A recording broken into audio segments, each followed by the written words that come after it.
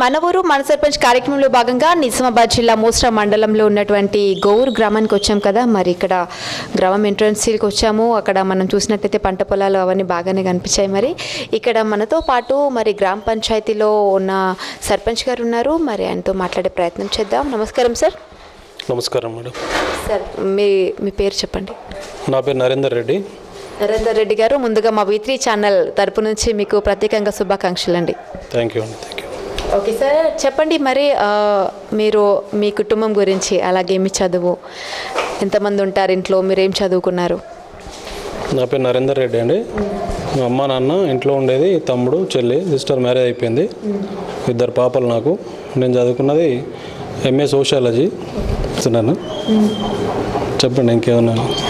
అంటే మీరు ఇప్పుడు అంటున్నారు కదా హయ్యర్ ఎడ్యుకేషన్ అయితే చేశారు కదా, మరి మీకు రాజకీయాల్లోకి రావడానికి ఏంటి ఇంట్రెస్ట్ ఉండేనా, లేకపోతే ఎవరైనా ఇన్స్పిరేషన్ అంటే నేను ఒకరు ఉంటారు కదా వీళ్ళలాగా నేను రాజకీయంలోకి రావాలా, గ్రామానికి సేవ చేయాలని అట్లా ఏమైనా అనుకున్నారా? ఇన్స్పైర్ అంటే అట్లా ఏం అనుకోలేదు, సడన్గా అయితే వచ్చినాము, అది వాస్తవము. అంటే ఇంతకుముందు నాన్నగారు అయితే ఉప సర్పంచ్ వేసిర్రు గోవూరులో. అయితే జనరల్ మా విలేజ్కి వచ్చేసి ఇప్పుడు రిజర్వేషన్ బేస్లో అయితే జనరల్ కేటగిరీకి వచ్చింది. ఇక జనరల్ కేటగిరీ వచ్చింది, మేము ఓసీ కాబట్టి చేద్దాము, ఒకసారి ప్రయత్నం అయితే చేద్దాము. కొంచెం డెవలప్మెంట్ కూడా ఉంది, ఊర్లో చేసేది ఉంది, కొంచెం యూత్ వస్తే బెటర్ ఉంటుంది అని చెప్పేసి పోటీ చేయడం జరిగింది. యూత్ కూడా బాగా సపోర్ట్ చేసిర్రు, వెనక పెద్ద మనుషులు కూడా ఉండే. ఇక ఫస్ట్ వచ్చినందుకు మంచి అవకాశం ఇచ్చారు. ఇక మంచి లక్ష్యంతో ఊరిని కొంచెం డెవలప్ చేద్దాం, కొద్దిగా మోటివ్ చేద్దాం. ఈ ఫీలింగ్స్ అన్నీ కాకుండా, క్యాస్ట్ ఫీలింగ్ అలాంటివి కాకుండా కొంచెం ఒకవేళ తీసుకుపోదామని ఆలోచనతో ఉన్నాము. ఇక వచ్చిన తర్వాత కొంచెం రాజకీయం ఇప్పుడిప్పుడే నేర్చుకుంటున్నాము, ఇంకా చాలా చేసేది ఉంది. ఇక అందరూ విలేజర్స్ సపోర్ట్ చేస్తున్నారు, ఇక డెవలప్ చేసుకుందామని అనుకుంటున్నాం.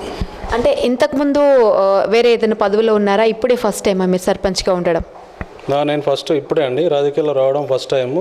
ఇంతకుముందు జాబ్ చేస్తుంటే ఐటీసీ మార్కెటింగ్లో చేస్తుంటే, ఇంతకుముందు అన్ని జాబ్సే చేసిన, వ్యవసాయం కూడా లేదు ప్రజెంట్ అయితే. స్టార్టింగ్లో ఉండేది, ఇప్పుడైతే లేదు. అంతే, మార్కెటింగ్లో నుంచి డైరెక్ట్గానే వచ్చిన. కాకపోతే యూత్తో మంచి సపోర్ట్, యూత్తో ఎక్కువ కాంటాక్ట్లో ఉండేవాడిని. అంటే ఇప్పుడు ఫస్ట్ టైం రాజకీయాల్లోకి వచ్చారు కదా, మరి ఫీలింగ్ ఏంటండి, ఎలా అనిపిస్తుంది? అంటే కొత్తగా ఉన్న ప్రాబ్లం కొత్తగానే ఉంది, కానీ పెద్దగా ఇదేం లేదండి. ఏదైనా చేస్తూ పోతే పెద్ద ఇందులో బ్రహ్మ విద్య ఏం లేదు. ఎంత మన ఎట్లా అంటే నేను ఆలోచించే విధానం ఎట్లుంటుంది అంటే, దీన్ని కూడా ఒక జాబ్ లాగా తీసుకుంటా. ఒక జాబ్ లాగానే పొద్దున వచ్చేసి 9కి వస్తాం, 9కి 7కి అట్లా స్టార్ట్ అవుతుంది. కాకపోతే జాబ్లో ఒక లిమిటేషన్ ఉండదు, ఈ టైంలో సర్టెన్ టైం అనేది ఉంటుంది. ఈ టైం నుంచి ఈ టైం దాకా చేయాలా, వెళ్ళిపోవాలా, మన పని మనం చేసుకోవాలంటే. దీనికి అట్లా ఉండదు, ఏ టైంలో వేసినా పోవాలి. అది ఒకటే చేంజ్ తప్పితే పెద్ద పనిలో పెద్ద తేడా ఏం లేదు. ఆడ పని చేయడం, ఈడ పని చేయడం ఒకటే, నేను అట్లనే ఆలోచిస్తాను. Okay sir. అయితే మరి ఇప్పుడు ఎన్నికల్లో మీరు నిల్చున్నప్పుడు మేనిఫెస్టోలో ఎలాంటి హామీలు ఇచ్చారు? అంటే గ్రామంలో ప్రజలకి నేను ఇది చేస్తా, అది చేస్తానేమన్నా హామీలు ఇవ్వడం జరిగిందా? అవి ఎంతవరకు నెరవేరాయి? ప్రత్యేకమైన హామీలు అంటూ నేనేమి ఇవ్వలేదండి. కొత్తగా వచ్చాను, అవకాశం ఇవ్వండి. ఉన్న నిధులతోనే సక్రమంగా నేను, మనకు వచ్చే జీపీ నిధులు ఉంటాయి, ఎమ్మెల్యే ఫండ్స్ ఉంటాయి, అవన్నీ మనం ఒక ప్రాపర్గా యూటిలైజ్ చేసి డెవలప్ చేద్దామన్న హామీ తప్పితే నేను స్పెషల్గా హామీలు ఏమి ఇవ్వలేదు. ఇప్పుడు నేను స్పెషల్గా కూడా ఎవరికి చెప్పట్లేదు. ఉన్న వాటిని కరెక్ట్ నిధులు వచ్చిన దాన్ని బట్టి కరెక్ట్ యూటిలైజ్ చేద్దాం, ఒక ప్లాన్ ప్రకారంగా. ఇప్పుడు అందరు సజెషన్ తీసుకొని ఇట్లా ఇప్పుడు ఎన్ని నీడ్ ఏది ఉన్నది, ఫస్ట్ మన ప్రియారిటీ దేనికి ఇద్దామన్న దాని మీద మనం ఎక్కువ ఖర్చు పెట్టడం జరుగుతుంది. ఇప్పుడు మన 30 days ప్రణాళికలో వచ్చేసి మన సెంట్రల్ ఫండ్ వచ్చేసి 90 రూపీస్, స్టేట్ ఫండ్ వచ్చేసి 60 రూపీస్ కాడికి ఇచ్చిర్రు. ఇక దాంతోనే ప్రజెంట్ వర్కులు చేస్తున్నాము. ఇది నిధుల కొరత ఉన్నప్పటికీ ఇక మనం వర్క్లు అయితే ఆపుతలేము, చేస్తూనే ఉన్నాం. ఓకే. ఇప్పుడు అలాగే మరి ఇప్పుడు ప్రతి గ్రామంలో కూడా గ్రామ పంచాయతీలో ప్రతి నెల గ్రామ సభ నిర్వహిస్తుంటారు. మరి ఇప్పుడు గ్రామ సభ నిర్వహించినప్పుడు మీకు అందుబాటులో ఉంటారా వార్డ్ మెంబర్స్ కానీ, ఉప సర్పంచ్, అలాగే ఎంపీటీసీలు అందుబాటులో ఉండి, అంటే ప్రతి నెల ఒక ప్రణాళిక రూపొందిస్తారు కదా మీరు, ఈ నెంబర్స్లో అంటే ఇవి డెవలప్మెంట్స్ చేద్దాం అనేసి గ్రామంలో అనుకుంటారు. అవి ఇప్పుడు ఒక గ్రామ సభ పెట్టామంటే నెక్స్ట్ మంత్ ఇంకో గ్రామ సభ వస్తుంది కదా, అప్పటి వరకు ఈ పనులు క్లియర్ అయ్యాయని అడుగుతారా మీరు? ఒకవేళ క్లియర్ కాకపోతే ఎలాంటి యాక్షన్ తీసుకుంటారు? ఖచ్చితంగా అండి. ఇప్పటి వరకు మనం ఇంతకుముందు ఏముంటుండే అంటే, ఈ పంచాయతీ 2018 పంచాయతీరాజ్ చట్టం రాకముందు ఇంతకుముందు గ్రామ సభలు అనేటివి 2 ఉంటుండే, 6 monthsకి ఒకసారి. ఈ 2018 ఆగస్టులో పంచాయతీరాజ్ చట్టంలో 6 పెట్టిరు, మనకి గ్రామ సభలు అనేటివి 6 పెట్టిరు. ఒకటి అందులో 2 స్పెషల్ ఏంటంటే, ఒకటి మహిళలకి, ఒకటి వృద్ధులకి. మిగతా 4 అంటే జనరల్. అయితే ఇప్పుడు ఏమవుతుందంటే, మనకు 2 monthsకి ఒకసారి పెట్టుకునేసరికి మనకు అందరు గ్యాదర్ అవుతారు జనాలు. ఇంతకుముందు గ్రామ సభ అంటే ఎవరు వచ్చేవారు కాదు, 6 months అంటే ఎవరో మర్చిపోతారు ఉంటుంది. ఇప్పుడు 2 monthsకి ఒకసారి వస్తుంది కాబట్టి మేము మామూలు చాటింపు చేపిస్తాం, వాట్సాప్లో కూడా మెసేజ్ పెడతాం, మన సర్క్యులర్ కూడా అందరికీ పంపిస్తాం. ప్రతి ఒక్కరు అటెండ్ అవుతారు, కాకుండా కూడా మేము మోటివేట్ చేస్తున్నాం. ఇప్పుడు మనకు ఎంత తిరిగినా కూడా వాళ్ళు ఎట్లా అంటే, జనాలకు తెలిసింది వేరే ఉంటుంది, మనకు తెలిసింది వేరే ఉంటుంది. వాళ్ళు చెప్తా ఉంటారు, సమస్యలన్నీ పాయింట్అవుట్ చేసుకుంటారు. ఇప్పుడు మన ఉన్న నిధులకు మొత్తం 100% చేయలేకున్నా కూడా ప్రియారిటీ బేస్లో మేము అయితే వర్క్ చేసుకుంటూ పోతున్నాం. కొన్ని అయితే 30 days ప్రణాళిక పెట్టిర్రు. ఇప్పుడు అన్నీ పర్ఫెక్ట్గా కావు కదా, ప్రతిదీ అంటే మనకు ఇప్పుడు ₹1 కోటి నిధులు కావాలి, కావు. అంటే ఇప్పుడు వచ్చిన నిధులకు ఏది ప్రియారిటీ ఉన్నదో అది చేస్తున్నాం. ఇప్పుడు వచ్చిన కొన్ని లక్షలు వచ్చినాయి అనుకో, దానికి ఏం చేస్తాం, మరుగుదొడ్లు క్లీన్ చేపిస్తున్నాం, శానిటేషన్ వర్క్ చేపిస్తున్నాం, చెట్లు పెట్టిస్తున్నాం, ట్రీ గార్డ్స్ పెడుతున్నాం, ఇంకా మిగతా అందులో మిగిలిచ్చి కొంచెం డ్రైన్స్ కట్టుకున్నాం. మొన్న అయితే రీసెంట్గా వచ్చేసి మేము ఈ 6 monthsలో ఎక్కి నుంచి మనం ఒక 3 మెయిన్ రోడ్స్ కంప్లీట్ చేసినాం, సీసీ రోడ్స్, ఎన్ఆర్జీఎస్, నరేగా నుంచి. ప్లస్ డ్రైన్స్ కూడా మొన్న ఒక 3-4 లొకేషన్లలో డ్రైన్స్ కూడా కట్టుకున్నాము. ప్రియారిటీ ఉన్న దగ్గర 2 కల్వర్ట్లు కూడా కట్టుకున్నాము. ఇప్పుడు కూడా కొన్ని ఈ 1 monthలో చేసేటివి కూడా ఒక 2-3 డ్రైన్లు ఇంపార్టెంట్ డ్రైన్స్ ఉన్నాయి, అవి కూడా చేసుకుంటాము. కల్వర్ట్స్ కూడా ఉన్నాయి, అవి కూడా క్లియర్ చేసుకున్నాం. దీంట్లో కాకపోతే నిధులు సరిపోతలేవు, కొన్ని నీడ్ కూడా ఇంకా ఎక్కువ ఇస్తే బెటర్. మెయిన్ సమస్య ఈడ ఉన్న మా విలేజ్లో వచ్చిన సమస్య ఏంటంటే డబుల్ బెడ్రూమ్స్. నేను కూడా బయటనే ఉంటున్నా ఇప్పుడు ప్రజెంట్, నాకు కూడా ఇల్లు లేదు, ఇక్కడ కూలిపోయింది. చాలామంది ఒక 100-120 మెంబర్స్ అట్లా ఈడ కంపల్సరీ నీడ్ ఉన్న వాళ్ళని ఈ 6 yearsలో మనకు ఇంతకుముందు 40 ఇచ్చిండే. మన పోచాన శ్రీనివాసరెడ్డి గారు 40 ఇచ్చారు, కానీ ఈడ ఎట్లా అంటే కొంచెం గొడవ పడి అవి రిటర్న్ వెళ్ళిపోయినాయి. అంటే పైన కింద అని చెప్పేసి అనుకునేసరికి అది ఏమైందంటే ఇక అది అటు ఇటు కట్టకుండా వెళ్ళిపోయినాయి, రిటర్న్ వెళ్ళిపోయినాయి. ఇప్పుడు మాత్రం ఖచ్చితంగా నీడ్ అదొకటి ఉంది. ఒక 2-3 మెయిన్ రోడ్స్ ఉన్నాయి, కొన్ని ఇంటర్నల్ సీసీ వర్క్స్ ఉన్నాయి, ఇంటర్నల్ డ్రైన్స్ ఉన్నాయి. అవి అయిపోతే ఫుల్ఫిల్గా మనకు అయిపోయినట్టే. స్కూల్ బిల్డింగ్స్ అవుతున్నాయి, ఒక 3 రూమ్లు అవసరం ఉండే, మొన్న ప్రపోజల్ పెట్టినాము, అవి కూడా శాంక్షన్ ఇస్తామని చెప్పారు. ఇక మేజర్ ఇష్యూస్ అయితే ఇవే. మేజర్ ఇష్యూస్ అయితే 2 రోడ్స్, ఒకటి స్కూల్కి వెళ్ళే రోడ్డు, ఒకటి మందిర్ వెళ్ళే రోడ్డు, ఇంకా ఇంటర్నల్ 3-4 రోడ్లు మిగిలి ఉన్నాయి, సీసీ రోడ్లు. మిషన్ భగీరథ వర్క్ అంటే కొంచెం కంప్లీట్ కాలేదు, ఇన్కంప్లీట్గానే ఉన్నది ప్రజెంట్.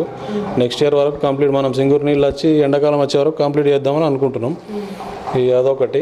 ఇక మెయిన్ శానిటేషన్ అయితే పెట్టుకుంటున్నాం, మంచిగా పెట్టుకుంటాం. ఇప్పుడు ట్రాక్టర్ ఇస్తామంటారు, ఒక ట్రాక్టర్ ఇచ్చారు అనుకో తెలంగాణ గవర్నమెంట్, ఫుల్ ఫ్లెక్స్డ్గా మనకు శానిటేషన్ అనేది పర్ఫెక్ట్గా అయిపోతుంది. ఇప్పుడు ఈ కొంచెం ఈ 30 daysలో మొరం కొట్టేది ఉంది. ఈ వర్షాలు పడడం వల్ల నేనే కొడతలేను, ఎందుకంటే కొడితే ఏమైందంటే మొత్తం బురద అయిపోయి గలీజ్ అయిపోతుంది. అందుకే వెయిట్ చేస్తున్నాం, ఒక 10-15 days ఆగి చేసుకుందామని ఆలోచన ఉంది. ఓకే, అయితే మొత్తానికైతే గౌరు గ్రామంలో అంటే ఇంతకుముందు ప్రభుత్వం ఏం చేసిందంటే సంవత్సరానికి రెండు సార్లు మాత్రమే గ్రామ సభలు నిర్వహించేది. అయితే ఇప్పుడైతే కొత్తగా ఏంటంటే 2 నెలలకు ఒకసారి గ్రామ సభ నిర్వహించడం వల్ల గ్రామంలో ఉన్నటువంటి సమస్యలను, అలాగే ఎవరైతే వర్క్ చేస్తున్నారో వర్క్ చేయట్లేదా, మరి ఎంతవరకు డెవలప్ అయిందనే విషయాన్ని గురించి కూడా చాలా బాగా తెలుస్తుంది గ్రామ సభల వల్ల అని చెప్తున్నారు. అలాగే గ్రామంలో డ్రైనేజీ వ్యవస్థ, డబుల్ బెడ్రూమ్ ఇండ్ల గురించి కూడా చాలానే వినిపిస్తుంది. ఎందుకంటే ఇక్కడ ఇంకా ఇండ్లు లేని వాళ్ళు చాలామంది ఉన్నారని. ఇంతకుముందు శాంక్షన్ అయిన 40 వరకు శాంక్షన్ అయ్యాయి డబుల్ బెడ్రూమ్స్, కానీ వాళ్ళకి అంటే ఒకరు కింద ఉండడానికి అలాగే పైన ఉండడానికి అనేది చెప్పేసరికి అంటే కొందరికి నచ్చకపోవడం వల్ల గొడవలు జరిగిపోయి అది క్యాన్సిల్ అవ్వడం జరిగిందని చెప్తున్నారు. ఇప్పుడు కనుక వాళ్ళకి మళ్ళీ శాంక్షన్ చేసి కట్టుకోవడానికి రెడీగా ఉన్నామని చెప్తున్నారు. ఓకే సార్, మరి తెలంగాణ రాష్ట్ర ప్రభుత్వం ప్రతిష్టాత్మకంగా చేపట్టినటువంటి హరితహారంలో మీకు ఎంతవరకు టార్గెట్ ఇచ్చారు, మీ టార్గెట్ ఎంతవరకు కంప్లీట్ అయింది, ఇంకా ఏమైనా మిగిలి ఉందా? మా విలేజ్కి వచ్చి మా లక్ష్యం వచ్చేసి 50,000 మొక్కలు నాటాల. అయితే మేము 1,00,000 పెట్టుకున్నాం నర్సరీ, 50,000కు 1,00,000 డబుల్ పెట్టుకున్నాము. అంటే వేరే విలేజ్లకు కూడా తీసుకపోని చెప్తున్నాము. 50,000 ఆల్రెడీ కంప్లీట్ 30 days ప్రోగ్రామ్ కాకముందే కంప్లీట్ అయిపోయినాయి యాక్చువల్గా. ఇప్పుడు మళ్ళీ ఉన్న వాటిని రిపీట్ పెట్టుకుంటూ అవుతుంది. ఇంకా కొన్ని మొక్కలు కూడా ఉన్నాయి, వేరే విలేజెస్ అవసరం ఉంటే వాళ్ళకు కూడా ఇస్తాం. నర్సరీ అయితే మేము ఈసారి బ్రహ్మాండంగా పెంచుకున్నాం, ప్రాబ్లం లేదు. వాటర్ ప్రాబ్లం ఉన్నా కూడా అక్కడ బోర్ వేసుకున్నాం, సొల్యూషన్ అయిపోయింది. మంచిగా నర్సరీ అయితే బ్రహ్మాండంగా పెంచుకున్నాం. అయితే ఇక్కడ గోవుర్లో ఏదైతే ఉందో వాళ్ళకి ఇచ్చిన టార్గెట్ కన్నా డబుల్ టార్గెట్ని వాళ్ళు రీచ్ చేస్తున్నారు. ఏంటంటే 50,000 టార్గెట్ ఇస్తే 50,000 కంప్లీట్ అయిపోగా, అలాగే ఇంకా 50,000 మొక్కల వరకు వీళ్ళ దగ్గర ఉండడం వల్ల వీళ్ళు గ్రామంలో మొక్కలు నాటడమే కాకుండా చుట్టుపక్కల ఉన్న గ్రామాలకు ఎవరైతే ఉన్నారో వాళ్ళకి కూడా మొక్కలను సప్లై చేయడం జరుగుతుందని, ఇక్కడ హరితహారాన్ని అయితే 100%కి 100%గా ఫుల్ఫిల్ చేస్తున్నారని తెలుస్తోంది. అయితే సార్, మరి చెప్పండి, మరి మీ గ్రామంలో మొత్తానికి చూసుకున్నట్లయితే పంట పొలాల విస్తీర్ణత ఎంత ఉంది? పంట పొలాల విస్తీర్ణం అయితే పర్టికులర్గా ఐడియా లేదు, కానీ దగ్గర 700-800 acres ఉంటుందేమో అనుకుంటున్నా. 1300 ఎకరాలు అంట. 1300 ఎకరాలు ఉంటాయి. 2 చెరువులు ఉన్నాయి, ఒకటి పాత చెరువు, ఒకటి కొత్త చెరువు అని.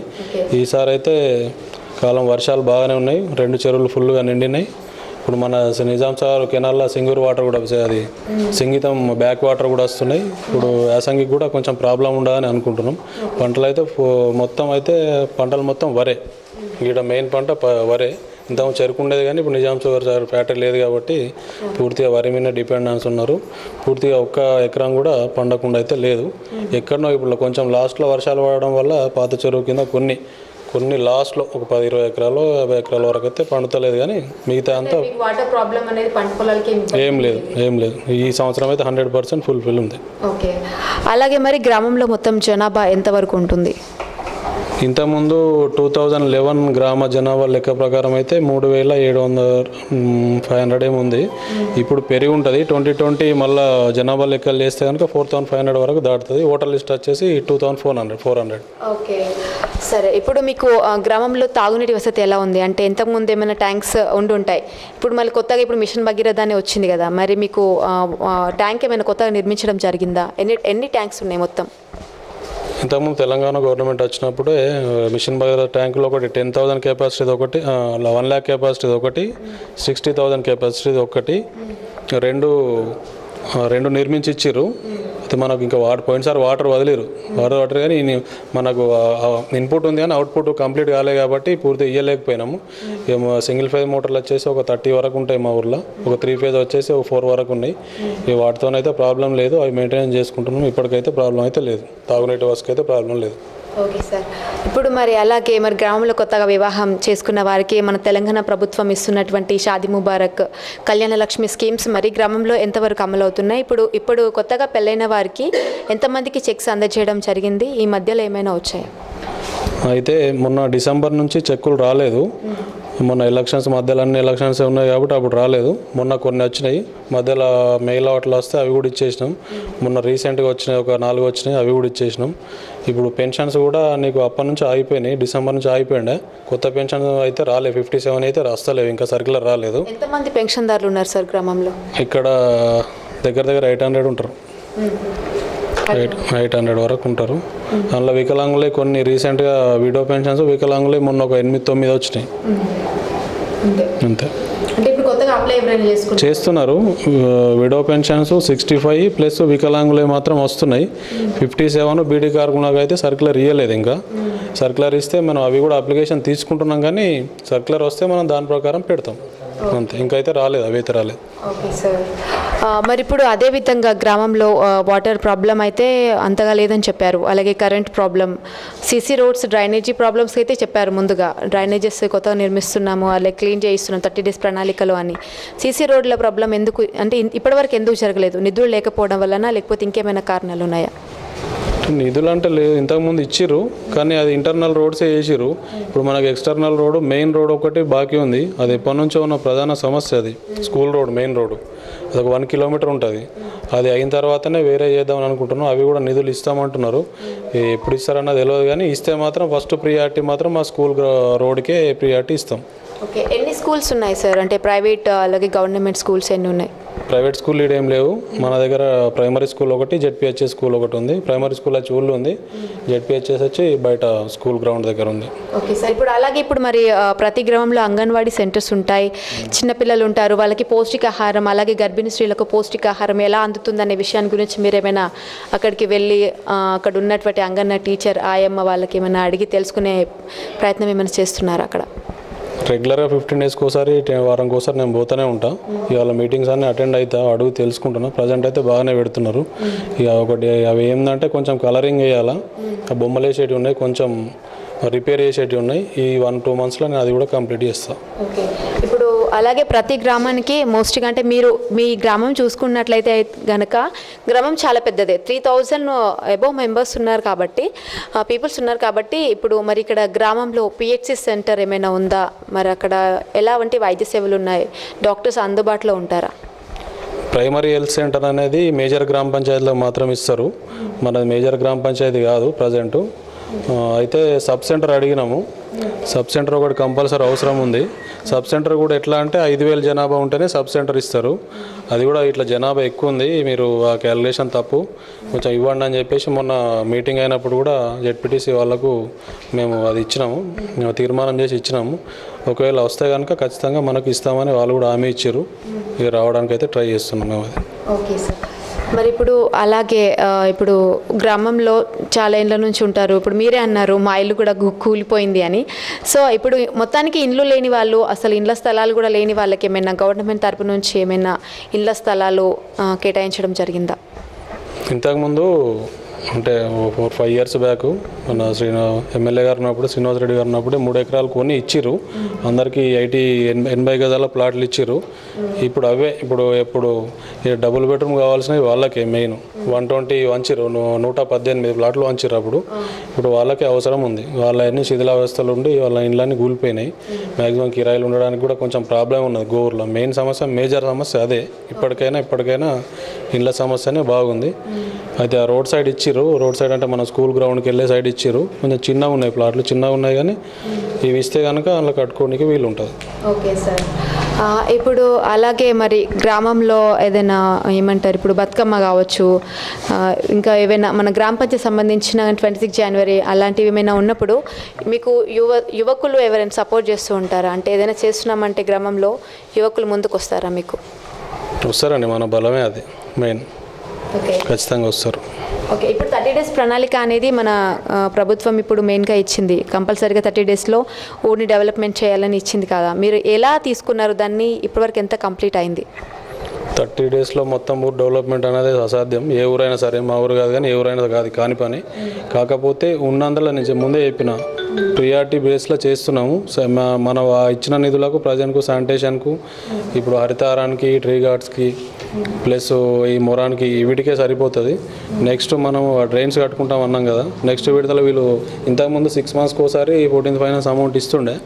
ఈసారి ఏంటంటే 1 month ఇస్తున్నామని అంటున్నారు. మొన్న 1 month అయితే వేసిర్రు. నెక్స్ట్ మంత్ వేస్తే కనుక డ్రైన్ స్టార్ట్ చేసుకుంటాం. రెగ్యులర్ ఇప్పుడు 30 days అని కాదు, ఇది రెగ్యులర్ ప్రాసెస్ చేసుకొని 30 daysలో మాకు ఏం అలవాటు అయిందంటే మెయిన్గా అంటే ఇంతకుముందు ఇన్స్పెక్షన్ ఉండకుండే, మనం చూసే వాళ్ళు ఉండకుండే. ఇప్పుడు ఖచ్చితంగా మేడం వస్తున్నారు. మన పైన ఒక ఆఫీసర్ని పెట్టిరు, మండల ఆఫీసర్ని పెట్టిరు, విలేజ్ ఆఫీసర్ని పెట్టిరు. వాళ్ళు కూడా వచ్చి వాళ్ళు ఒక సపరేట్ ఒక డిపార్ట్మెంట్లో ఉండి కూడా ఇది స్పెషల్గా చేస్తున్నప్పుడు మనం సర్పంచ్గా ఉన్నాం, మన పని అదే కంపల్సరీ. అయితే ఇది రొటీన్గా వీళ్ళు నిధులు ఇస్తే కనుక 100% 1-2 yearsలో మనకు సక్సెస్ అవుతాం, 100% ఫుల్ఫిల్ చేయగలుగుతాం అని అనుకుంటున్నాం. ఓకే. అయితే 30 days ప్రణాళిక ఏదైతే ఉందో మరి 30 రోజుల ప్రణాళికలో మొత్తంగా అంటే నిధులు లేకపోవడం వల్ల మొత్తంగా మనకు డెవలప్మెంట్ ఏం కాదని చెప్తున్నారు. నిధులు ఇస్తే కనుక ఖచ్చితంగా ఈ గ్రామాన్ని అభివృద్ధి పథంలో తీసుకువెళ్తామని చెప్తున్నారు. అయితే సార్ మరి అలాగే ఇప్పుడు మన కేంద్ర ప్రభుత్వం నుంచి మీకు ఎన్ఆర్జీఎస్ నిధులు ఏమైనా వచ్చాయా? ఏదైనా ఇప్పుడు ఎన్ఆర్జీఎస్ ఈజీఎస్ నుంచి అయితే ఏం రాలేదు. పాతది ఒకటి సీసీ వర్క్ ఉంటే నేను కంప్లీట్ చేసిన, ఇంతకుముందు చెప్పిన. అది ఫిబ్రవరిలో 300 meters ఉంటే మెయిన్ రోడ్స్ ఒక 3 కంప్లీట్ చేసుకున్నాం, ఇంటర్నల్ రోడ్స్. ఇప్పుడైతే ఏం రాలేదు. టాయిలెట్స్ అయితే కొన్ని వచ్చినాయి ఈజీఎస్ నుంచి, అవి రేపటి నుంచి స్టార్ట్ చేస్తున్నాం. ఆల్రెడీ వాళ్ళు ముగ్గు పోసారు. ఇక ఎన్ఆర్జీఎస్ నుంచి అంటే ప్రజెంట్ అయితే ఏం శాంక్షన్ అయితే లేవు. అవి ఎన్ఆర్జీఎస్ ఎట్లా అంటే నవంబర్లో శాంక్షన్ ఇస్తారు. ఇప్పుడు మనం చేసిన ఉపాధి మీద 40% కాంక్రీట్ వర్క్ మెటీరియల్ వరకు ఇస్తారు. అది ప్రతి నవంబర్లో ఉంటుంది కదా, నవంబర్లో వాళ్ళు మనకు పిలుస్తారు. సీసీగా ఏమైనా కానీ పిలుస్తారు. నవంబర్లో మనం పెట్టుకుంటే ఇస్తారు. ఇప్పుడైతే ఏం లేవు, నరేగా నిధులు అయితే ఏం లేవు, ప్రజెంట్ అయితే ఏం లేవు. ఇక వాళ్ళు ఇచ్చేది సెంట్రల్ ఫండ్ ఇచ్చేది అయితే 14 ఫైనాన్స్ ఒకటి. ప్రతిష్టాత్మకంగా తీసుకొని 30 days ప్రణాళిక పెట్టిర్రు. ఈ 30 days కోసం నిధులు అయితే ఎట్లయితే ఇస్తున్నారో ప్రతి నెల ఇట్లనే నిధులు ఇచ్చి 100% ఇస్తే కనుక ఖచ్చితంగా 100% వర్క్ చేసుకుంటాం. మాకు ఒక ట్రాక్టర్ కూడా అవసరం ఉంది. ఆ ట్రాక్టర్ ఉంటే 100% శానిటేషన్ అవుతుంది. మంత్లీ ఈ టైంకు మనకు నిధులు వస్తున్నాయంటే మనం పర్టికులర్గా ఒక ప్లాన్ చేసుకొని గ్రామ సభలు పెట్టుకొని ఏం చేద్దాం అని చెప్పేసి ఒక ప్లాన్ చేసుకొని అది ఆ వేళ వెళ్ళడానికి వీలు ఉంటుంది. ఏదానికైనా డబ్బులు అయితే అవసరం మెయిన్గా. ఇప్పుడు మన ఎమ్మెల్యే గారు కూడా మంచిగానే ఉన్నారు, 100% మాకు సపోర్ట్ చేస్తారు. ఆయన నుంచి కూడా ఏమైనా ఫండ్స్ ఇస్తే కనుక కొత్త బిల్డింగ్స్ ఏమైనా శాంక్షన్ చేసుకోనికి వీలు ఉంటుంది. ప్రణాళికలు ఏవైతే నిధులు ఇస్తున్నారో అదే నిధులు అంటే ఈ 30 daysలో అభివృద్ధి చేయాలని నిధులు అయితే ఏవి ఇచ్చారో అలాగే ముందు కూడా అలాగే నిధులు మంజూరు చేస్తే కనుక గ్రామాన్ని అభివృద్ధి చేస్తామని చెప్తున్నారు. అలాగే ఇక్కడ గ్రామం పెద్దగా ఉండడం వల్ల శానిటేషన్ ప్రాబ్లం కూడా ఉంది. ప్రభుత్వం నుంచి ఒక ట్రాక్టర్ ఇప్పిస్తే కనుక డైలీగా గ్రామాన్ని క్లీనప్ చేసుకుంటూ అలాగే ట్రాక్టర్ ద్వారా మేము చెత్తని కూడా స్వీకరించి డంప్ చేస్తామని చెప్తున్నారు. ఇదే అండి. మరి సార్ చివరిగా చెప్పండి, మరి మా V3 ఛానల్ వేదికగా మీరు మీ గ్రామస్తులకు ఏం చెప్పాలనుకుంటున్నారు? నేను ఇప్పుడు ఇంతకుముందు కూడా ఇదే చెప్పినా, గ్రామస్తులకు మెయిన్ చెప్పేది ఇదే. ఒక్కని చేస్తే అయితే డెవలప్మెంట్ అనేది కాదు, అందరు సపోర్ట్ చేయాలి, కంపల్సరీ సపోర్ట్ చేయండి. చేసే పనికి మీరు ఏదైనా ప్రాబ్లం ఉంటే కూడా వచ్చి చెప్పచ్చు. ఏదన్నా మాకు గుడ్ థాట్, ఏదైనా మంచి థాట్ వచ్చినప్పుడు కూడా వచ్చి చెప్పండి, ఈ వేళ పోదామని చెప్పండి. ఖచ్చితంగా నేను 100% సపోర్ట్ ఉంటా. ఇంకోటి ఏంటంటే ముఖ్యంగా ఈ పరిశుభ్రత అనేది చాలా ఇంపార్టెంట్. ఇది కంపల్సరీ ఎంత చెప్పినా కూడా వీధులలో చెత్త పోస్తూనే ఉన్నారు. సరే మా ప్రాబ్లం కూడా ఉంది, ఎందుకంటే ట్రాక్టర్ లేకపోవడం వల్ల ఈ చెత్త కుండీలు కూడా ప్రాపర్గా లేకపోవడం వల్ల చేస్తున్నారు. సరే ఒక 1-2 monthsలో మేము అది రెక్టిఫై చేసుకుంటాము. మీరు కూడా ఫుల్ సపోర్ట్ చేసి 100% మరుగుదొడ్లు వాడండి. ఖచ్చితంగా లేని వాళ్ళు అప్లికేషన్ పెట్టుకొని 100% మన ఊర్లో మరుగుదొడ్లు అనేది కంపల్సరీ. చెట్లను కూడా కొంచెం డిస్టర్బ్ చేయకుండా, రోడ్ల మీద చెత్త వేయకుండా ఉంటే మన దోమల బారిన పడకుండా మన ఆరోగ్యం కూడా మంచిగా ఉంటుంది. అదే మెయిన్, మనకు ఆరోగ్యం మంచిగా ఉంటే మనం ఏమైనా చేయగలుగుతాం. ఫస్ట్ శానిటేషన్, దాని మీద కొంచెం విలేజ్ అందరు సపోర్ట్ చేసి ప్లాస్టిక్ కవర్స్ కూడా ఖచ్చితంగా వాడకండి. అవి 40 microns కంటే తక్కువ ఉండడం వల్ల భూమిలో అవి మెల్ట్ కాకుండా పొల్యూషన్, అది పర్యావరణం బాగా దెబ్బతీస్తుంది. కాబట్టి ప్లాస్టిక్ పూర్తిగా నిషేధిద్దామని ప్లాస్టిక్ రహిత గ్రామంగా మీరు ముందుకు వస్తారని, ఖచ్చితంగా ముందుకు వస్తే మేము కూడా సపోర్ట్ చేస్తాను.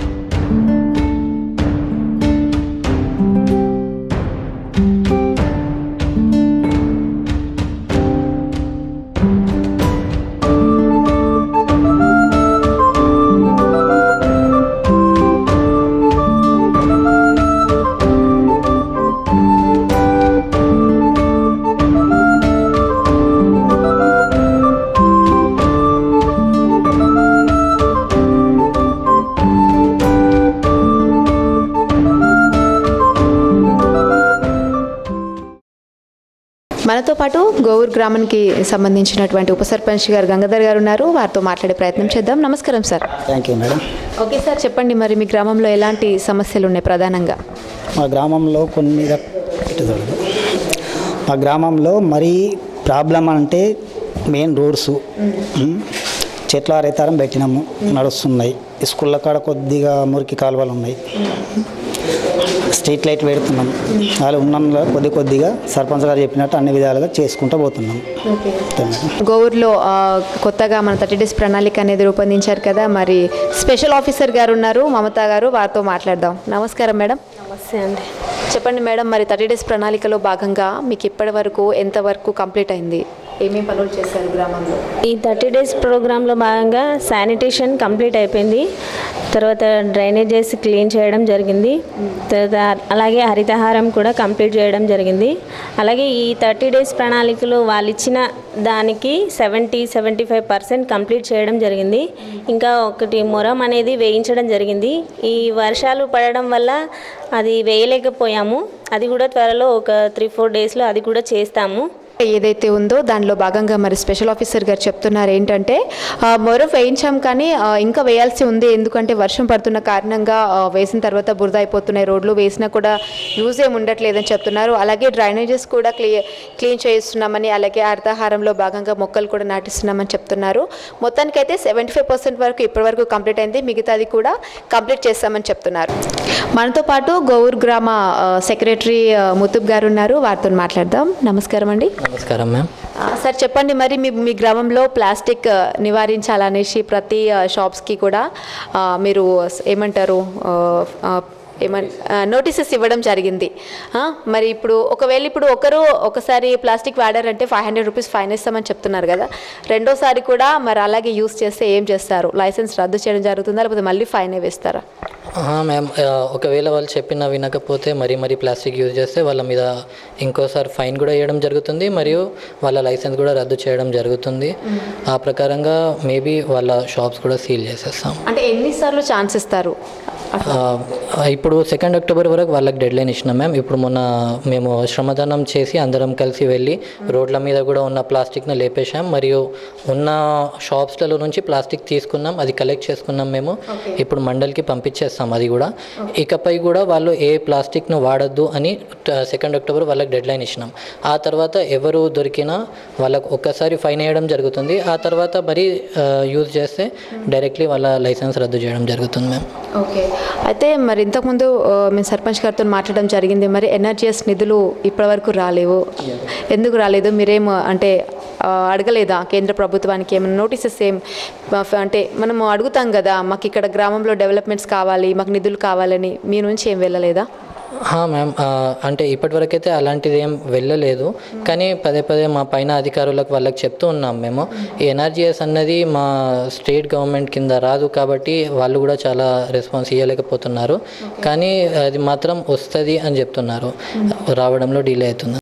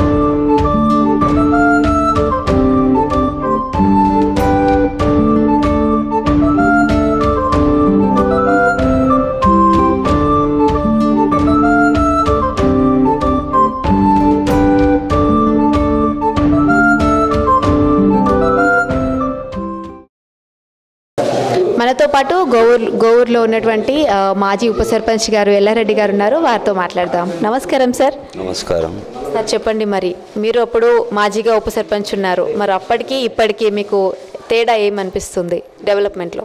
డెవలప్మెంట్ అంటే అప్పుడు మనం చెప్తే వినేటోళ్ళు చాలామంది ఉన్నారు, ఇప్పుడు వినేటోళ్ళు తక్కువ, యూత్ ఎక్కువ ఉన్నది. అప్పుడు యూత్ అనేటువంటిది తక్కువ ఉండే. ఈ పెద్ద మనుషులు ఏదైతే ఉన్నారో ఒక మాట చెప్పినంటే ఏ పనికైనా కూడా తయారైనరు. ఈ కాలువలు కానీ మరి అప్పుడు ఇంత బడ్జెట్ కూడా గవర్నమెంట్ ఇష్యూ చేయలేదు. ఈ చిన్నవి కూడా మేము వినియోగం చేసినాం, ఒకటి కూడా వేస్ట్ చేయకుండా కల్వర్ట్లు కానీ మోరీలు కానీ ఇది కానీ కంప్లీట్ చేసినాము. అయితే అప్పటికి ఇప్పటికి తేడా ఏంటంటే ఇప్పుడు ఇంత బడ్జెట్ ఎక్కువ ఇస్తున్నారు, అప్పుడు ఇంత కూడా లేదు. కానీ అప్పుడు జనాలు మనకు అనుకూలంగా ఉన్నారు, చెప్తే విన్నారు. ఇప్పుడు యూత్ ఉన్నారు, వినటం లేదని అంటే ఇప్పుడు వాళ్ళు మనం చెప్తే 93లో నేను ఉప సర్పంచ్ చేసింది, ఇప్పుడు కాదు కదా, 20 సంవత్సరాలు అవుతున్నది. 20 సంవత్సరాల నుంచి వెళ్ళి పరాకి ఏంటంటే యూత్ ఎక్కువైపోయింది, యూత్ పరిపాలన ఉన్నది. మరి ఇప్పుడు వాళ్ళు ఏదనుకుంటారో వాళ్ళు సాధిస్తారనేటువంటి ఆలోచనతో మేము ఇక వాళ్ళకి చెప్పినాం. ఎందుకంటే యూత్ ఎక్కువ ఉన్నది, వాళ్ళు ఏదనుకున్నా కూడా చేయగలుగుతారు అనేటువంటి ఆలోచనతో మరి వాళ్ళకే అవకాశం ఇద్దామని చెప్పేసి మేము ఇచ్చినాం. అప్పుడు కూడా చేయలేదని ఏమి లేదు. అప్పుడు కూడా రామ మందిర్ కట్టినాము, స్కూల్ కట్టినాము. అప్పుడు ఇది దేని కింద స్కూల్ వస్తే కూడా అది కూడా స్కూల్ కట్టినా, హనుమాన్ మందిర్ కూడా డెవలప్ చేసినాం, రామ మందిర్ కూడా కట్టినా, రోడ్లు కూడా వేయించినాం. మేము చేయనటువంటి పని అటువంటిది లేదు. ఇక అప్పటికి ఇప్పటికి తేడా ఏంటంటే యూత్ ఎక్కువైనరు, పెద్ద మనుషులు తక్కువైనరు. మా మాట వినడానికి వాళ్ళు జర వెనక ముందు ఆడుతున్నారు. కాబట్టి వాళ్ళకి అవకాశం ఇచ్చేద్దామని చెప్పేసి వాళ్ళనే పెట్టేసాను. ఇప్పుడు సరే ఇప్పటికైనా కూడా ఇక ఒక 80% లైన్కు తెస్తున్నారు. మేము ఆ ఖాళీ చూస్తున్నాం అంతే. మేము ఇంకేం చేస్తలేము. కానీ ఇంకా రూలింగ్ ఇప్పుడిప్పుడే స్టార్ట్ అవుతున్నది. ఇప్పుడు స్టార్ట్ అవుతున్నది. ఇంకా లైన్కు రాలే కరెక్ట్గా. ఇది ఏడాది కానీ 2 సంవత్సరాలలో కానీ సూటిగా తెచ్చేటువంటి అవకాశం కనపడుతుంది. ఎందుకంటే ఇక జనాలు మనకు కూడా అంటున్నారు కదా, నువ్వు చెప్పవా అంటే చెప్పుడేది వాళ్ళకి తెలుస్తున్నది కదా, ముందట పోతూ ఉంటే తెలుస్తూ ఉన్నది. ఇంత తొందరపడి మనం చెప్తే కూడా బాగుండదు. వాళ్ళకు కూడా కొద్దిగా తెలిసి రావాలని మేము కూడా చూస్తున్నాం. ఇది నాటి మన ఊరు మన సర్పంచ్ కార్యక్రమం. మరొక గ్రామంతో మళ్ళీ కలుద్దాం. అంతవరకు చూస్తూనే ఉండండి V3 న్యూస్. లక్ష్యం సమాజ హితం. కెమెరా పర్సన్ గోపితో రజిత, నిజామాబాద్.